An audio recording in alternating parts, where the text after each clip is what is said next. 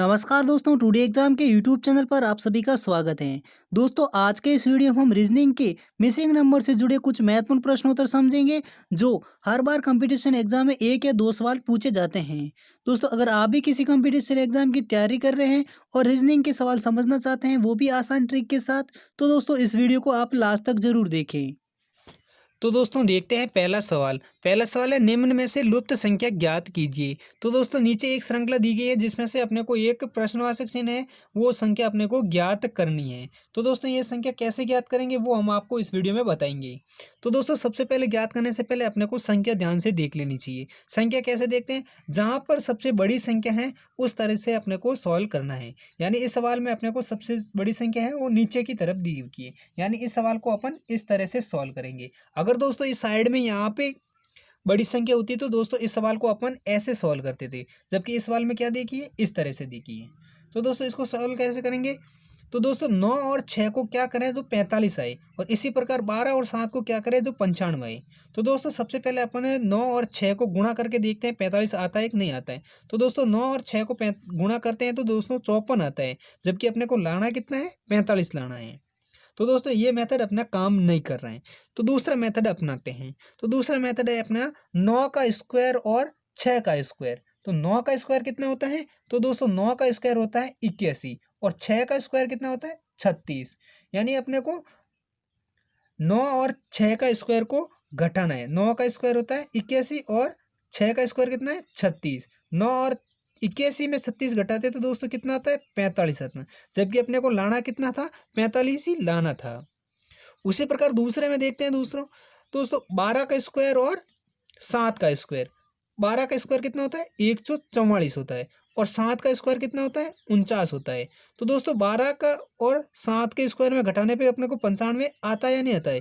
तो दोस्तों 144 में 49 घटाते हैं तो दोस्तों 95 आता है, यानी इस पे अपने को लाना भी कितना था 95 लाना था।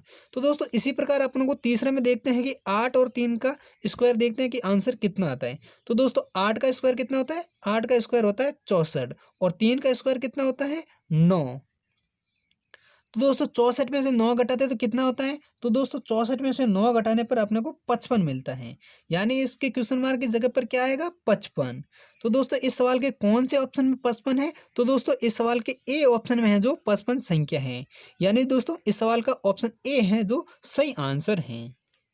तो दोस्तों उम्मीद करता हूँ ये सवाल आपको समझ में आ गया होगा। तो दोस्तों अगर सवाल ये समझ में आ गया तो इस वीडियो को लाइक करें और हमारे इस चैनल को जरूर सब्सक्राइब करें।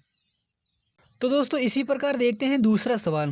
दोस्तों दूसरा सवाल है जो काफ़ी इंपॉर्टेंट सवाल है, क्योंकि दोस्तों ये इस प्रकार के सवाल हैं जो कई बार कंपटीशन एग्जाम में पूछे जाते हैं। तो दोस्तों सवाल क्या है वो हम देखते हैं। तो दोस्तों सवाल है, निम्न में से लुप्त संख्या ज्ञात करें, यानी मिसिंग नंबर ज्ञात करना है, वो भी बीच वाला नंबर ज्ञात करना है। तो दोस्तों इस प्रकार के सवाल को सॉल्व करने के लिए 3 प्रकार के मेथड लगते हैं, वो हम तीनों भी इस सवाल में समझेंगे। तो दोस्तों सबसे पहला मेथड है 5 और 3 को क्या करें कि 10 आए। तो दोस्तों 5 और 3 को गुणा करते देखते हैं कि 10 आता है कि नहीं आता है। तो दोस्तों 5 और 3 को गुणा करने पर कितना आता है 15, और 15 में से 5 घटाने तो कितना आता है 10 आता है। तो दोस्तों इसी प्रकार अपन 5 और 5 को गुणा करके देखते हैं कि 6 आता है कि नहीं आता है। तो दोस्तों 5 × 5 यानी 25, 25 में से 5 घटाने पर कितना आता है 20 आता है, यानी ये पहला मेथड काम नहीं कर रहा है। तो दूसरा मेथड देखते हैं। दूसरा मेथड है 5 × 5 25, 25 में से 15 घटाते हैं तो भी ये सवाल सही नहीं हो रहा है, यानी ये वाला मेथड भी काम नहीं कर रहा है। तो दोस्तों देखते हैं तीसरा मेथड। तीसरा मेथड है गुणनखंड का। तीनों का गुणा करते हैं तो क्या ये सही होता है या नहीं होता है। तो दोस्तों तीसरा क्या है 5 × 10 × 3, 5 × 10 × 3, तो कितना आता है दोस्तों 150 आता है। इसी प्रकार दोस्तों इसमें से तीनों को गुणा करते हैं कि 150 आता है कि नहीं आता है। 5 × 6 × 5, 5 छक्के 30 से 30 पंजे 150, यानी दोस्तों इसमें भी ये मेथड काम कर रहा है। तो दोस्तों इसी प्रकार इसमें करते हैं कि इसमें 150 होता है या नहीं होता है। तो दोस्तों इसमें तीसरा करते हैं 5 × 2 यानी 30।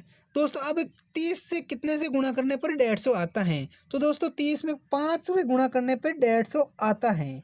तो दोस्तों इस सवाल के कौन से ऑप्शन में 5 हैं, तो दोस्तों इस सवाल के सी ऑप्शन में 5 है, यानी इस मिसिंग संख्या पर क्या आएगी? 5 आएगा। तो दोस्तों किस प्रकार आया है? क्योंकि इन दोस्तों तीनों के गुणनखंड करने पर 150 आया है। 5 × 10 × 3 यानी 150। और इसी प्रकार दूसरे में क्या है? 5 × 6 यानी 30 × 5 यानी 150 इसमें भी होता है। इसी प्रकार दूसरा देखते हैं 15 × 5 15 × 2 15 × 2 × 5 15 दूनी 30 30 × 5 बराबर 150। तो दोस्तों यानी ये गुणनखंड वाला मेथड इस सवाल में काम कर रहा है। तो दोस्तों उम्मीद करता हूँ कि दोनों सवाल आपके समझ में आ गए होंगे।